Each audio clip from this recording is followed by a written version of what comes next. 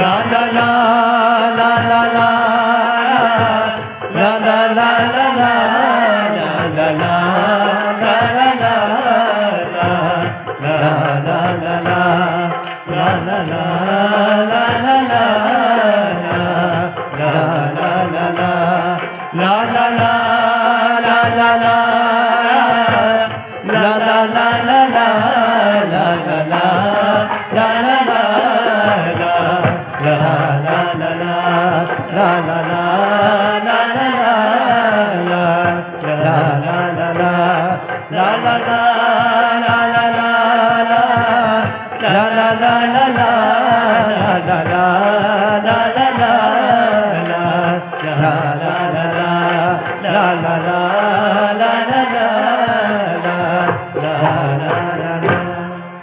सबसे पहले दर्शक देवता को करता हूँ प्रणाम।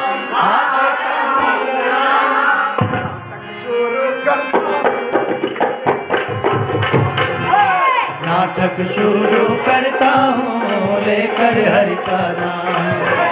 नाटक शुरू करता हूँ लेकर हरि का नाम। नाम तो नाटक का बताया नहीं और चले नाटक शुरू करने। अरे मेरी प्यारी बेटी, नाराज क्यों होती हो? नाम नाटक का सबको बताऊंगा मैं, और करके सभी को दिखाऊंगा भी। थोड़ा धीरज धरो मेरी प्यारी बेटी, नाम नाटक का होगा तेरे जैसा हंसी। नाम नाटक का होगा तेरे जैसा हंसी। नाम नाटक का होगा तेरे जैसा हंसी। अपनी नाटक की तुलना तू मुझसे न कर, वरना तू कहीं का रहेगा नहीं। हाय छेड़ो न मुझको, छेड़ो न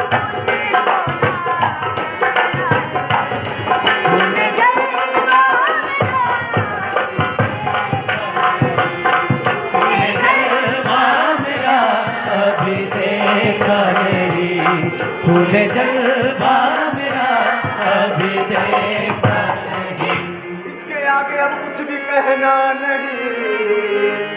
मुझको नाटक दिखाना तेरा जलवा नहीं।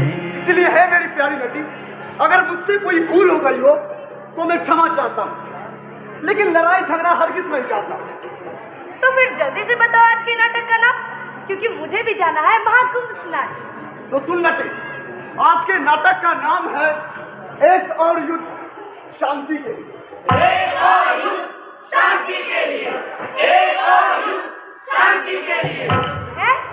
ये कैसा नाम हुआ नाटक का? युद्ध, वो भी शांति के लिए। हाँ नटी, क्योंकि समय ऐसा आ गया है कि लोग प्रेम मोहब्बत आपसी भाईचारा को भूलकर मार काट हिंसा खून खराबे पर उतर आया है। इसलिए आज पूरी दुनिया को शांति की जरूरत है। पर क्यों नट, ऐसा क्यों हो रहा है? तो सुन नटे, इस तृष्णा माया मोह में भटक गया इंसान, नजरों से खोने लगी अपनों की पहचान। अपनों की पहचान भूल गया धर्म ईमान। धन दौलत संपत्ति के खातिर मन में बन जाता शैतान। धन दौलत संपत्ति के खातिर पल में बन जाता शैतान। धन दौलत संपत्ति के खातिर पल में बन जाता शैतान। तो डिसमिल जमीन के लिए भाई ने भाई को मार डाला। जमीन विवाद में पुत्र ने किया पिता की कुदाल से काटकर हत्या। जमीन विवाद में पिता ने पुत्र और पोते को गोली मारकर की हत्या। 5 धूर जमीन के लिए छोटे भाई ने पिता और बड़े भाइयों को गोलियों से भून डाला।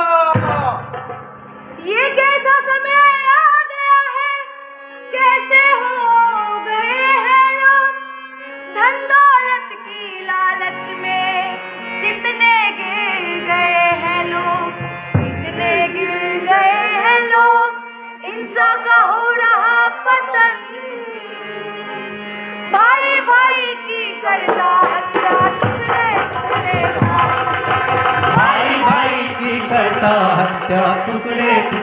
काट कर भाई भाई की करता हत्या, टुकड़े टुकड़े सुन्नति और सच्चाई का सामना कराता हूँ।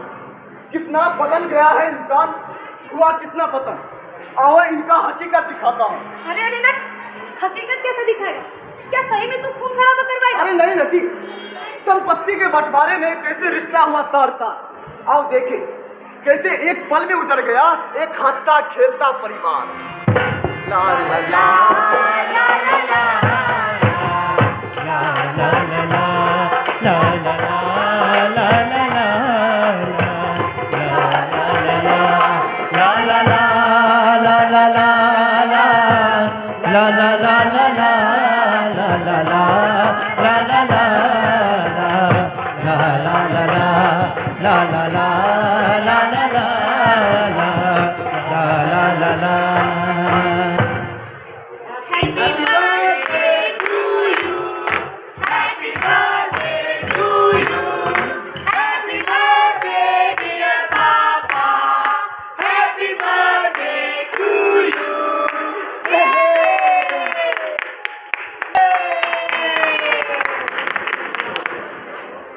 मेरे प्यारे बच्चों, आप सभी ने मिलकर मेरा 75वां जन्मदिन मनाया, बहुत अच्छा लगा। ईश्वर से प्रार्थना करता हूँ कि मेरे घर परिवार को कभी किसी की नजर ना लगे। मेरा ये घर हमेशा इसी तरह से फूलता फलता रहे। आज मैं इस खुशी के मौके पर एक सरप्राइज देना चाहता हूँ। सरप्राइज? हाँ, सरप्राइज। अब मैं 75 वर्ष का हो गया, हमेशा बीमार रहता हूँ, इस शरीर का कोई भरोसा नहीं, इसलिए अपनी सारी संपत्ति को तुम दोनों भाइयों में बराबर बांट देना चाहता हूँ, जिससे कल के समय में कोई अनबन ना हो। अरे बाबूजी, अभी ये ऐसी बात है, ऐसा कुछ भी नहीं होगा हम दोनों भाइयों में। सीधा केक काट कर समय बांट दो। बाबूजी बिल्कुल ठीक कह रहे हैं, उनके जीते जी बंटवारा हो जाने में ही फायदा है। इसमें फायदा नुकसान की क्या बात है? बाबूजी के जीवित रहते संपत्ति में बंटवारा, ये कैसी बातें कर रही हो तुम? उर्मिला बिल्कुल ठीक कह रही है भैया, बाबूजी के जीते जी बंटवारा हो जाना चाहिए। अरे जीते जी क्या, आज ही हो जाए तो ज्यादा बेहतर होगा। तू पागल हो गया भरत, ये कैसी बातें कर रहे हो? तू पागल नहीं हूं मैं, अच्छी तरह सोच समझकर अपने होशो आवाज में कह रहा हूँ। तो बहुत बर्दाश्त में नहीं कर सकता। क्या बर्दाश्त नहीं कर सकता? ऐसा क्या चल रहा है इस घर में जो तुझे बर्दाश्त से बाहर लग रहा है? अरे ये क्या बताएंगे, मैं बताती हूँ ना। नरक की जिंदगी जी रही हूँ इस घर में। छोटी बहू, क्या सारा लाज संस्कार तो भूल गई हुई किचन में? बड़ों से ऐसे बात की जाती है? संस्कार, लाज, शर्म सब मुबारक हो तुम्हें। और आखिर कब तक इस संस्कार, लाज, शर्म के तले घुट घुट के मरती रहूंगी? और जहाँ तक की रही बात संस्कार की, तो इसी संस्कार की वजह से तुझ जैसे अनपढ़ चुड़ैल को मैं अपनी बड़ी दीदी मानते आ रही हूँ। खबरदार, जो मेरी माँ को आपने चुड़ैल कहा तो आप होगी अपनी जगह पर अफसर तफसर, पर मेरी माँ तो देवी है, देवी। देवी नहीं, गाय है, ये गाय। क्या करेगा तू मुझे? अरे माँ, अरे माँ,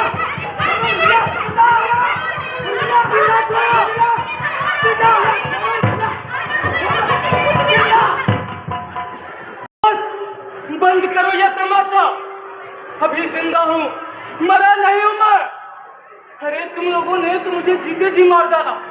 अभी थोड़ी देर पहले जो मेरा जन्मदिन मनाया, वो जन्मदिन नहीं, मरण दिन बन गया मेरा। हे ईश्वर, अभी तुमसे प्रार्थना किया कि मेरे इस सुंदर घर परिवार को कभी किसी की नजर ना लगे। क्या मेरी नजर मेरे घर परिवार वालों को लग गया? ये सब दिन दिखाने से पहले मुझे अपने पास क्यों नहीं बुला लिया? अपनी अगर बहुत ज्यादा दर्द हो रहा है तो मुझे मेरा हिस्सा बांट कर दे दीजिए और रहिए अपने बड़े बेटे राम के साथ। चिल्लाइए मत, क्या गलत कहा मैंने? तो तुम मुझसे जवान लड़ेगा?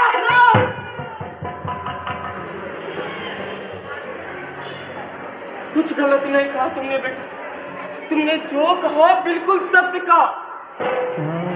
नौटंकी, अरे हम नौटंकी कर रहे हैं। ये मानव जीवन क्या है? नौटंकी ही तो है। ये दुनिया, ये धरती एक रंगमंच, और हम सब इस जीवन रूपी नाटक के नौटंकी के पात्र हैं, कलाकार हैं। और डायरेक्टर ऊपर वाला। अरे पर्दा गिराना उठाना तो उनके हाथ में है। तो तुम्हें हिस्सा चाहिए, अपने बाप की संपत्ति में हिस्सा। अगर ना दूं तो कैसे नहीं दीजिएगा? अगर नहीं देना था तो जन्माया ही क्यों था? बस पिताजी, दे लीजिए सारी संपत्ति से, घर जमीन जायदाद सब कुछ। मुझे कुछ नहीं चाहिए, मुझे तो बस आप चाहिए पिताजी। आपसे बढ़कर इस दुनिया में कोई भी दौलत नहीं है, कुछ भी नहीं है। अरे भीख नहीं मांग रहे हैं, अपना हक मांग रहे हैं। अपना हक मांग रहे, अपने बाप से क्यों नहीं मांगती अपना हक? खबरदार, जो अपनी गंदी जुबान से मेरे डैड के बारे में एक लफ्ज भी कहा तो वरना क्या खा जाओगी, मुझे मार डालोगी। अरे तू नागिन है, नागिन, जहरीली नागिन। क्या कहा तूने? क्या कहा तूने?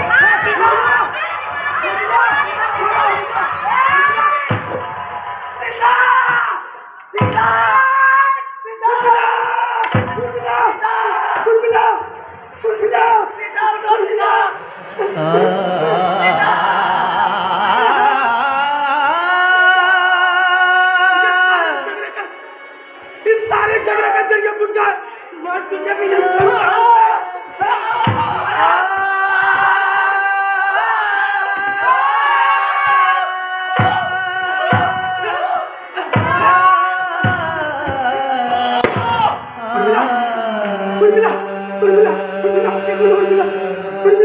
मुझसे बात करो उर्मिला। मैंने सबको मार डाला उर्मिला। मैंने सबको मार डाला। अब सारी संपत्ति का अकेला मालिक मैं। अब सारी संपत्ति का अकेला मालिक मैं।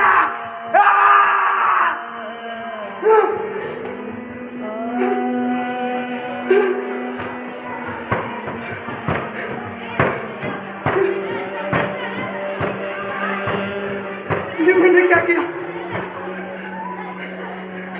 अपने हाथों अपने पिता का खून, राम जैसे भाई और सीता जैसी भाभी का खून। हे भगवान, ये मैंने क्या किया? थोड़े से संपत्ति के लिए मैंने अपने ही घर, स्वर्ग जैसे घर परिवार को नरक बना, कदम कर डाला।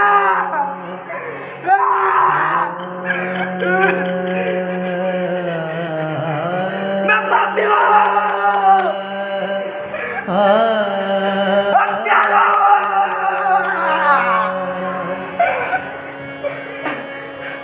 मैंने अपना ही नाम भारत को कलंकित किया। मुझे भी जिंदा रहने का कोई हक नहीं है, कोई हक नहीं है।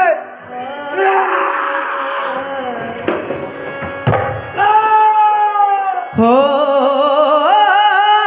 धरती तरसे अंबर बरसे, रुत आए रुत जाए है हर मौसम की खुशबू चुन के बागबान बाग सजाए, बागों के हर फूल को अपना समझे बागबान, बागों के हर फूल को अपना समझे बागबान, हर घड़ी करे रखवारी पत्ती पत्ती डाली डाली सींचे बागबान, बागबान रब है बागबान, बागबान रब है बागबान, बागबान रब है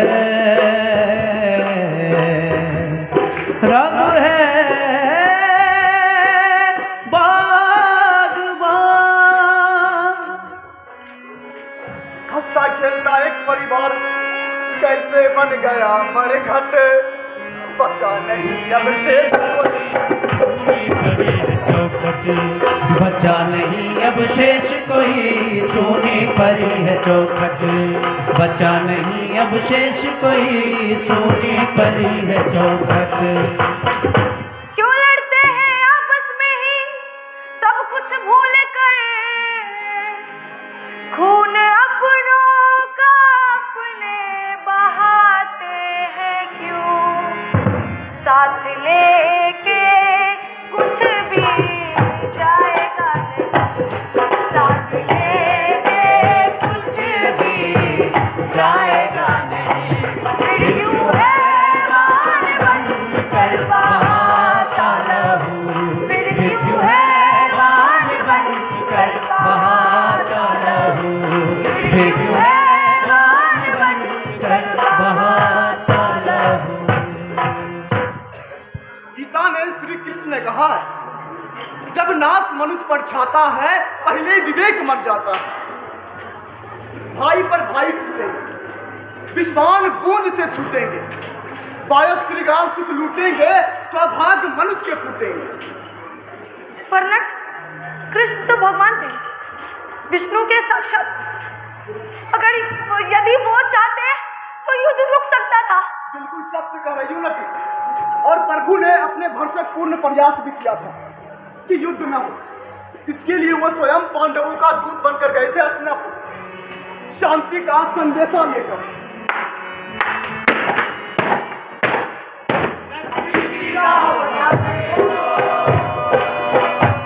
सबको सुमार्ग पर लाने को, मैत्री की राह बताने को, सबको धर्म को समझाने को, सभी को बताने को,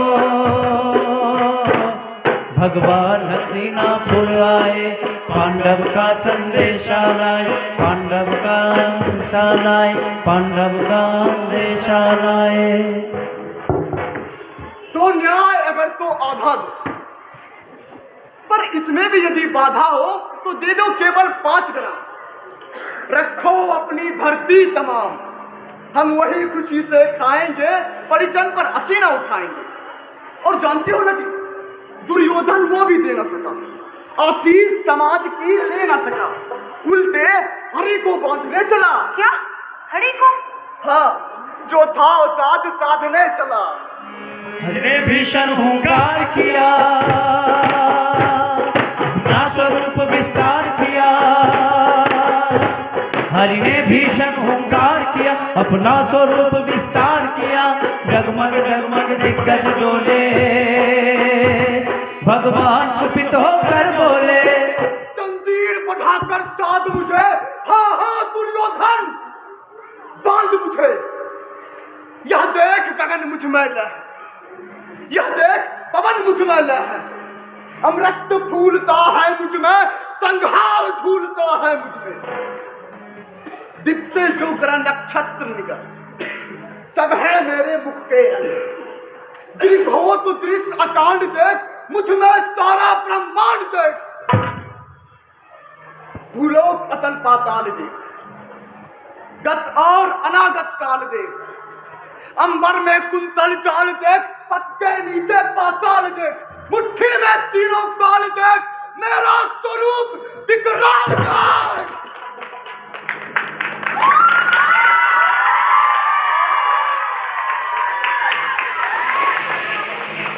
इस वचन नहीं तूने माना, मैत्री का मूल्य ना पहचाना, तो ले अब मैं भी चाहता हूं, अंतिम संकल्प सुनाता हूं, याचना नहीं अब रण होगा, जीवन चाहे या कि मरण होगा। दुर्योधन, रण ऐसा होगा फिर कभी नहीं जैसा होगा। भगवान सभा को छोड़ चल करके रन रन घन घोर चल, भगवान सभा को छोड़ चल करके रन रन घन घोर चल, करके रन रन घन घोर चल, करके रन घन घन घोर चल, करके रन रन घन घोर चले।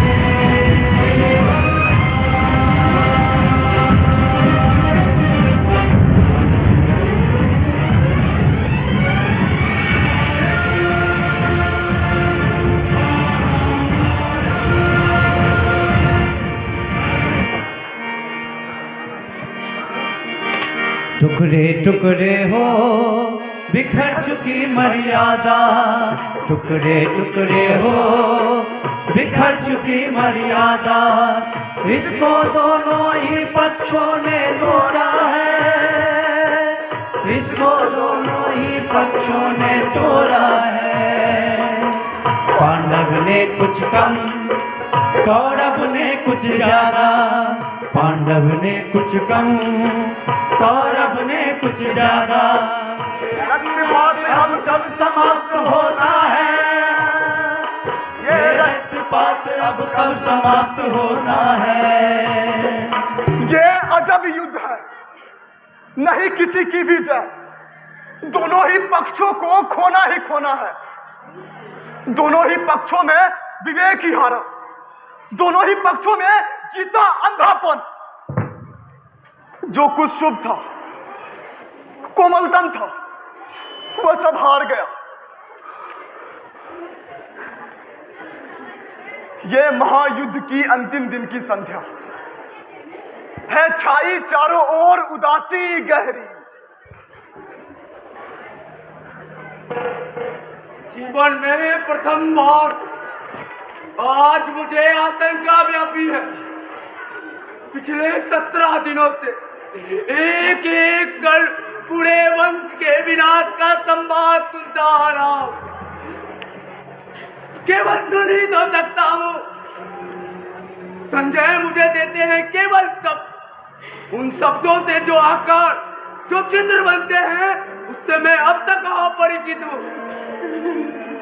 कल्पित कर सकता नहीं कि कैसे दुशासन की हाथ छाती से रक्त उबल रहे होंगे, कैसे क्रूर भीम ने अंजलि में धार कर और डर किए होंगे। महाराज मत दोहराइए, सह नहीं पाऊंगी।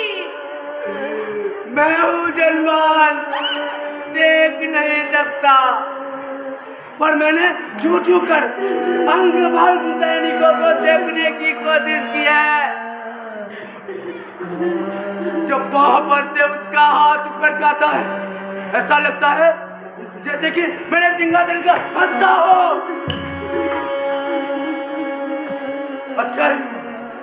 अच्छा ही हुआ भगवान ने मुझे आंखें नहीं दी, वरना मैं अपने 100 पुत्रों की लाशें उसके कटे हुए सिर, उसके चिरे हुए सीने में कैसे देख सकता था। बंद करें महाराज, बंद करें। शब्द यहाँ जलते हुए लोहे की सलाखों सा मेरी पसलियों में धंसता है। 17 दिनों के अंदर मेरे सब पुत्र एक एक कर मारे गए। अपने इन्हीं हाथों से मैंने अपनी मूल सी बहुओं की कलाइयों से चूड़ियां उतारी है। अपने इन आंचल से उनकी सिंदूरें मारा। शांत रहो गांधारी, शांत। तुम्हें पुत्र शोक ने अंदर से चटर कर डाला।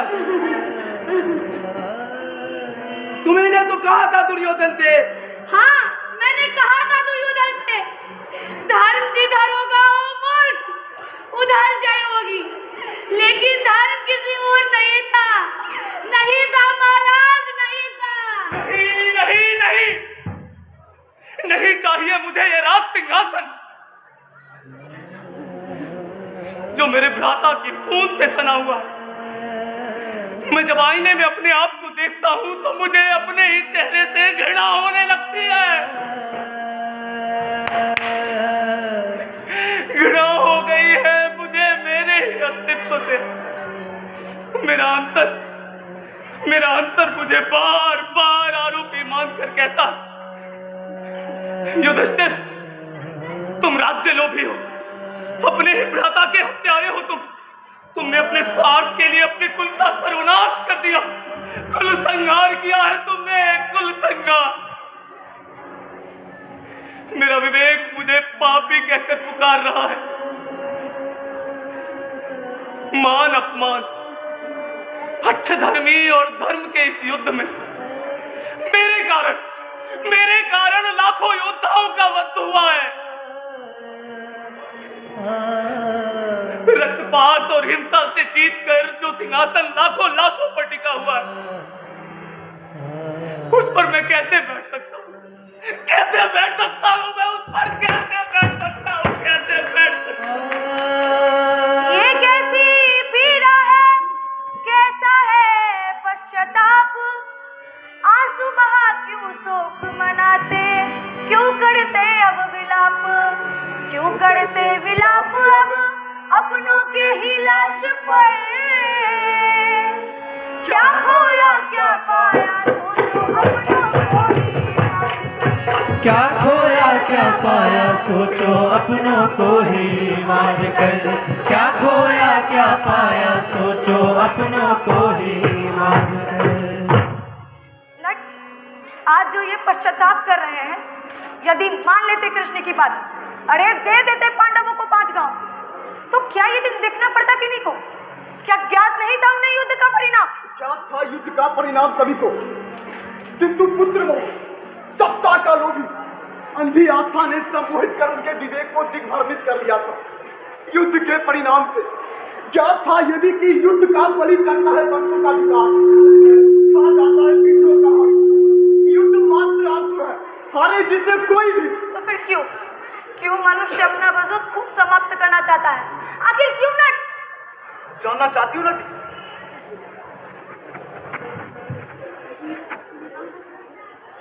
किताबों का दूरबीन ले आओ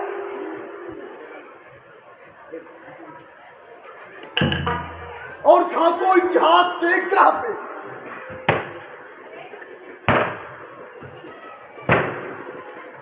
तुम पाओगी कि समूचा ग्रह कटा पड़ा है मरे हुए युद्धों से, जिसमें सड़ रही है इंसानों की बेहतरीन नस्ल, जिनकी तलवारें रो रही हैं खून के आंसू।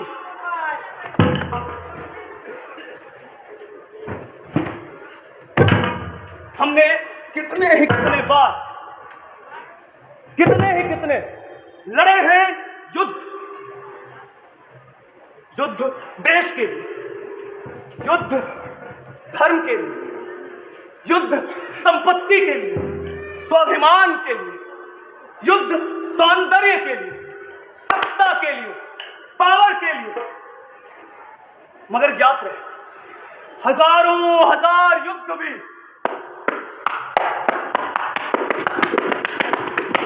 एक शांति से मुकाबला नहीं कर सकता, क्योंकि युद्ध नहीं कर सकता कोई सृजन, क्योंकि युद्ध नहीं कर सकता कोई सृजन, क्योंकि युद्ध नहीं कर सकता कोई सृजन। यही तो मैं भी कह रही हूँ नट। युद्ध एक भयानक राक्षस है। युद्ध प्रमाण है कि कैसे मानवता का पतन होता है। बावजूद इसके आज भी 2 बड़े युद्ध जारी हैं, रूस यूक्रेन, इजराइल और फिलिस्तीन के बीच।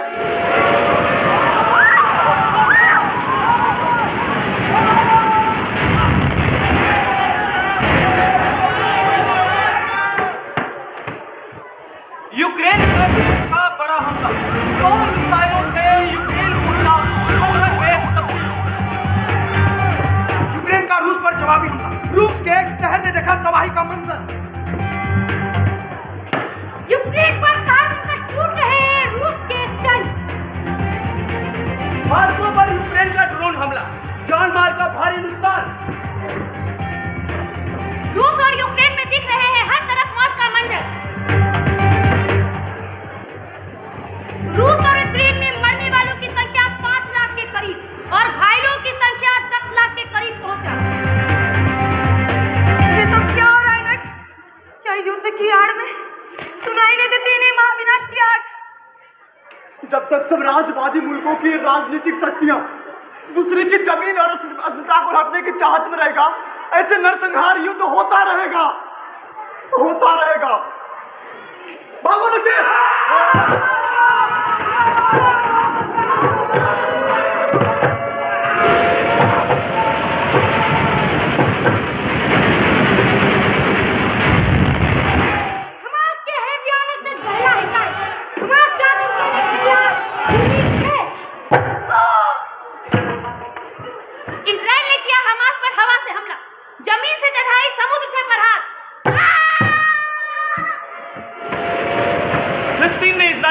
हवा निकाली। फिलिस्तीन के सैकड़ों आतंकियों ने पैराग्लाइडर से इजराइल में प्रवेश किया, अंधाधुंध गोलियां बरसाई, महिलाओं को निर्वस्त्र किया, सैकड़ों महिलाओं और बच्चों को बंधक बनाकर अपने साथ ले गए। इजराइल का प्रण हमास में संपूर्ण विनाश तक रन। ये सब क्या हो रहा है? क्या ये खूबसूरत दुनिया यूं ही खत्म हो जाएगी? हमास ने इजराइल के 1200 लोगों की हत्या की। शबाबी हमले में 20,000 फिलिस्तीनी मारे गए। बस बस बस मौत के सौदा करो। अरे कोई इजरायली, कोई फिलिस्तीनी नहीं मारे गए। मारे गए हैं वह आम जनता, जिनको इस युद्ध से कोई लेना देना नहीं था। दक्षिण गाजा पट्टी के एक अस्पताल में इजराइल हमले में लगभग 6,000 बच्चों की मौत। प्रेम और भगवान के रूप, इन बच्चों का युद्ध से क्या लेना देना था?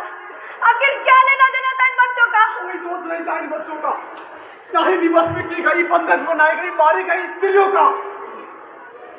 दोषी और गुनाहगार वो है जिनके नरसंहार और नरसंहार युद्ध करा रहे हैं।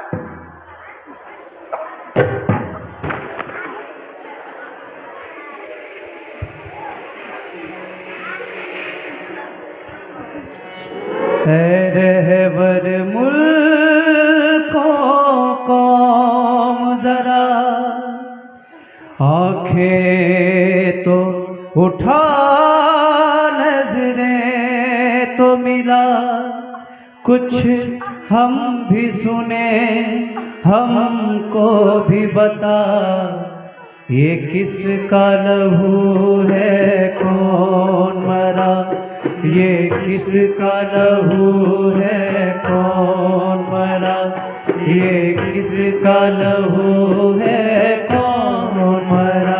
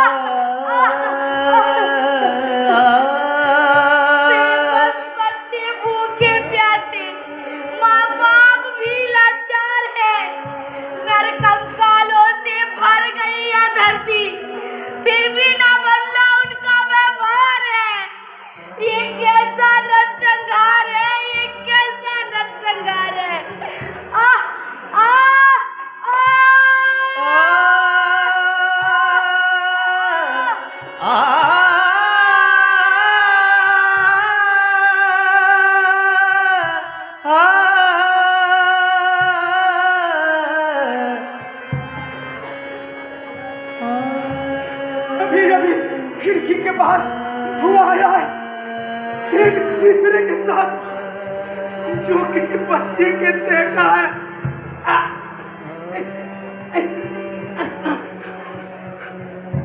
अभी अभी एक धमाके से लहे खिड़की के कांच, अभी अभी एक अधजली स्त्री चीखती हुई भागी है, ना जाने किस ओर। ये धुएं का धनसहर धमाके का समय है। ये समय पत्थर की तरह निर्मम निर्विकार, ये समय है आग बरसाता हुआ, ये समय है जो चीखों से आंसुओं से नहीं भीगता, ये समय है काल की काली धुआं में गायब होता हुआ। ये समय है जो बीतता नहीं लगता है, जो अंतहीन है, खूंखार दहाड़ता हुआ, जो लोगों को और शायद अपनों को एक साथ नष्ट कर रहा है, जो मर रहे हैं निरपराध उनके ईश्वर, जो मार रहे हैं अकारण उनके ईश्वर, दोनों ही अपने दिव्य आसनों पर विचलित हैं। उनकी बुरी आंखों को नहीं दिखाई देता यह ध्वनि, उनके बाहर आए कानों तक नहीं पहुंचते प्रार्थनाएं, चित्कार, जय घोष। उन्हें सिर्फ अपने होने का लकवा मार गया है।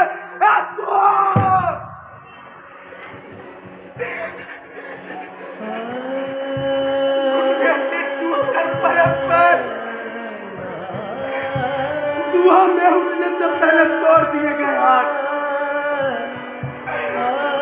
सभी को इतिहास का कचरा गाड़ियां बटोर रही है ताकि बर्बरता की रहे साफ सुथरी सुगम रहे। जो मरता है मनुष्य है, जो मारता है मनुष्य है, जो ये मरना मारना चुपचाप देख रहा है वो भी मनुष्य है।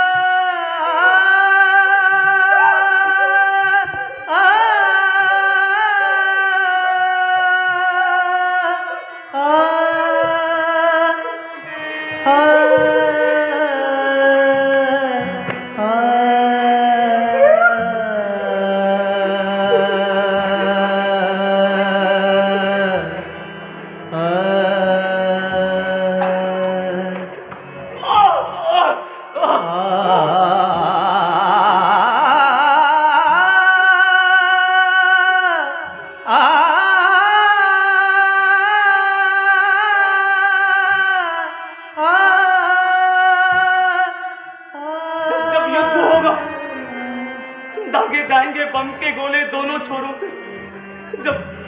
जब गोलियों की गड़गड़ाहट से दहल उठेगा समूचा देश,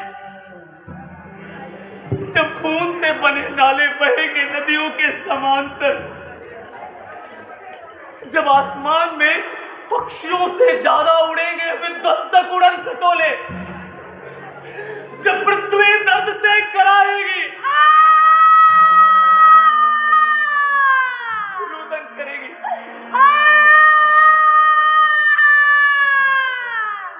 जब सब विध्वंस हो जाएगा तब कोई आएगा और तलाशेगा इन मलबों में युद्ध का परिणाम।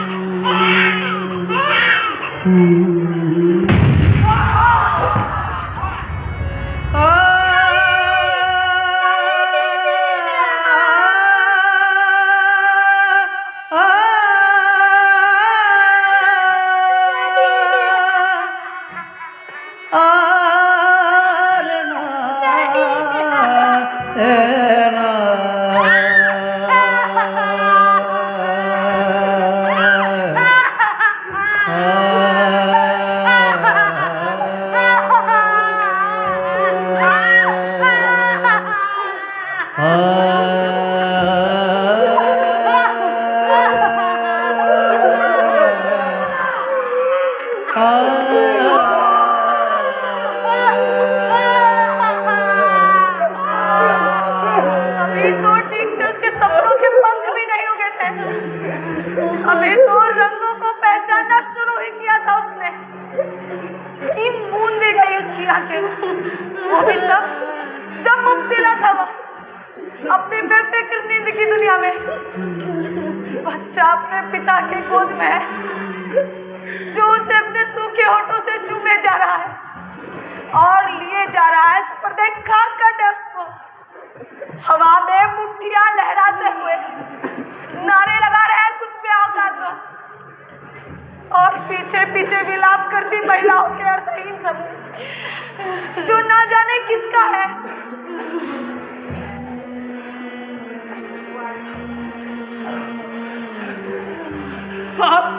आप इस बच्चे की मासूमियत और इन औरतों के सयापे पर हरगिज मत जाइएगा। कौम के लिए फिक्रमंद निजामों की नजर में ये बच्चा चैन व अमन के लिए एक खतरा साबित हो सकता था। खतरा भी खासा बड़ा, इतना बड़ा कि इसे मारना पड़ा बमों और मिसाइलों की मदद से।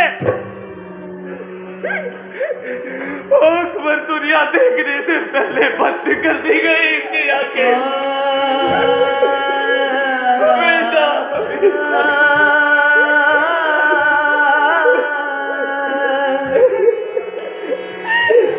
धरती की सुलगती छाती के बेचैन शरारे पूछते हैं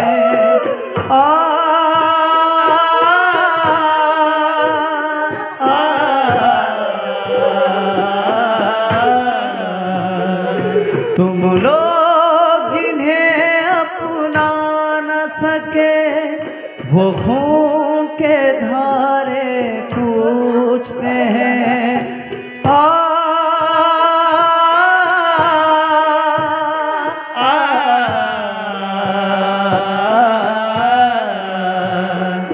सड़कों पे जुबां चिल्लाती है, सागर के किनारे पूछते हैं ये किसका लहू है, कौन मरा, ये किसका लहू है, कौन मरा, ये किसका लहू है, कौन मरा।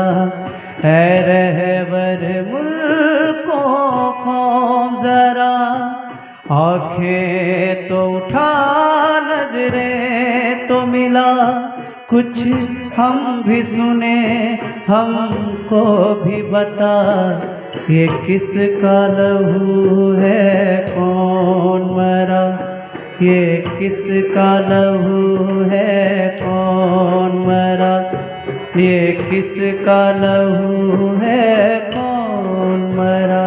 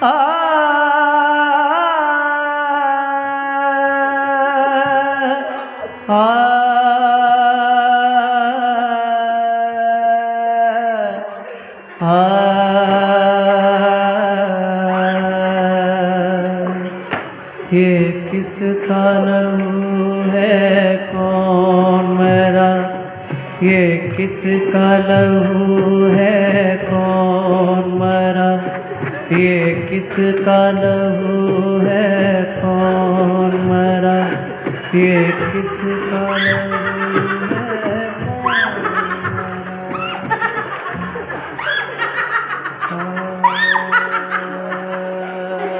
मरा।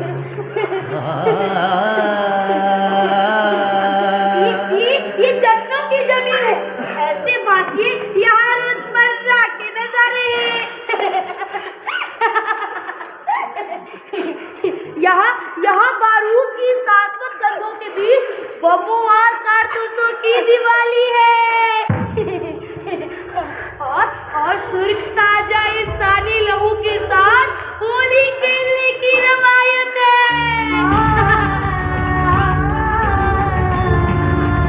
टूट गया, सब कुछ नीचे छूट गया। हम कहाँ जाएं, कहाँ अपना सर छुपाए, बिखरते अपने मिटते सपने। राही घास ना गरीबान है,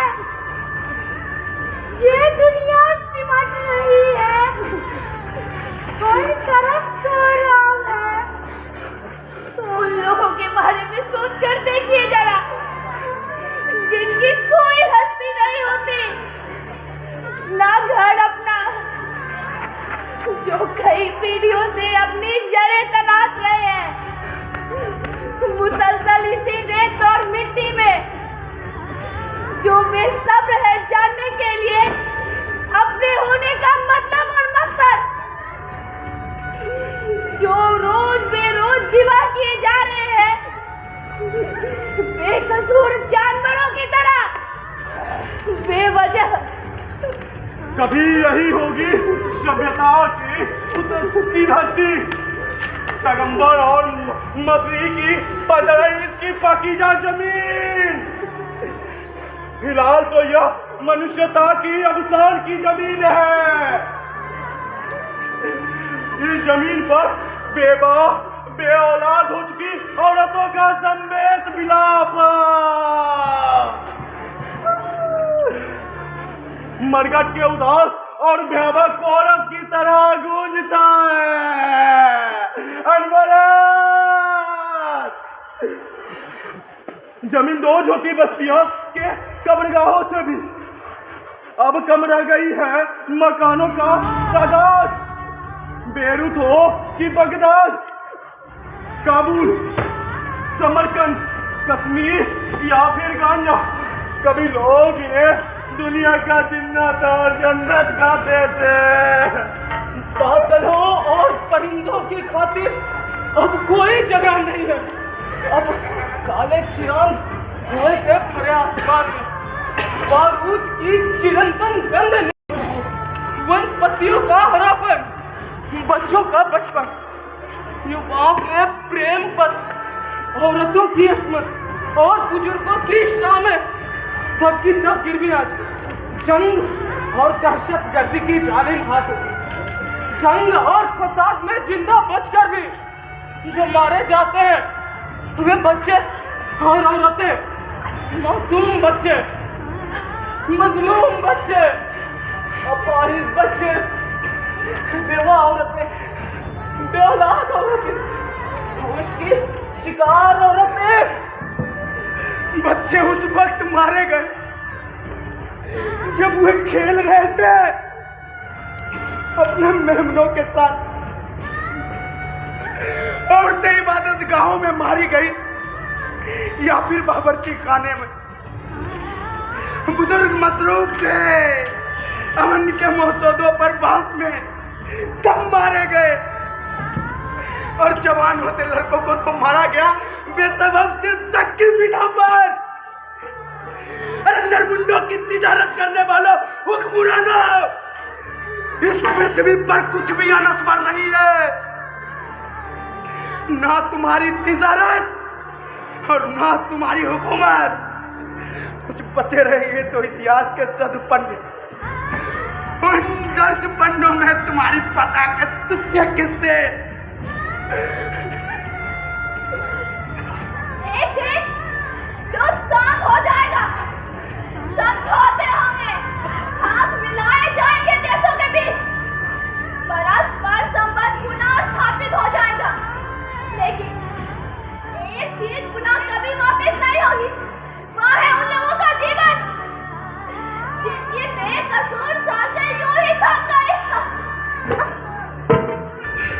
युद्ध जब होता है दोनों देशों में तो मानवीय क्या पड़ता है? उन देशों की क्षति तो होती है, इसका असर दूसरे देशों पर भी पड़ता है, चाहे वो आर्थिक तौर पर हो या फिर राजनीतिक, सामाजिक या फिर नैतिक तौर पर। युद्ध से होने वाली क्षति की भरपाई कभी नहीं की जाती, कभी नहीं की जाती। मौत के सौदागरों, युद्ध की आड़ में जो खेल रहे हो ये महाविनाश का खेल।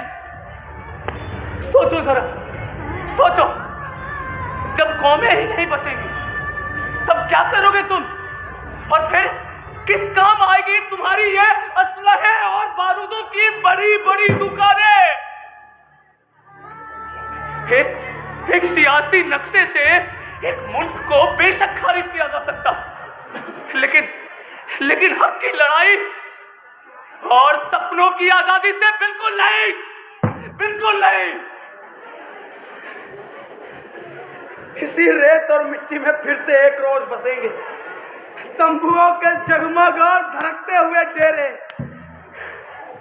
बच्चे फिर से खेलेंगे अपनी नींदों में परियों के साथ और भागते फिरेंगे अपने मेहमानों के पीछे। औरतें पकाएंगी खुशबूदार मुर्ग रिजाला और खुबाबी मकलूबा अपने मेहमानों की खिदमत में।